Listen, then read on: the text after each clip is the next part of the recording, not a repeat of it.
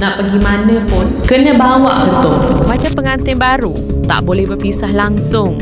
Pergi kedai bawa, balik kampung pun bawa. Kadang, Ayang pun tak dapat perhatian macam ketum tu bang. Ayang tengok hidup abang sekarang dah tak jauh beza dengan Mak Pet. Cuma beza, abang rebus ketum, bukan serbuk. Tapi perangai, sama kalau tak dapat, menggigil. Kalau ada, senyum sampai telinga. Itu bukan kuat bang. Itu ketagih. Abang kata ketum buat abang cergas. Tapi Ayang nampak abang makin lembab. Dulu gagah, sekarang bangun pun kena cari ketum dulu. Nak jaga keluarga konon, tapi diri sendiri pun dah tak terjaga. Ayang tengok abang macam mayat hidup. Badan ada, tapi semangat dah tak ada.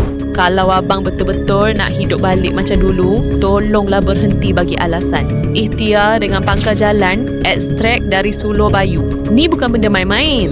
Ni langkah pertama untuk abang bebas dari belenggu ketum tu. Jangan tunggu sampai orang kampung tak panggil abang nama lagi, Tapi panggil tak ketum. Ayang malu bang. Malu tengok suami sendiri tenggelam dalam air hijau.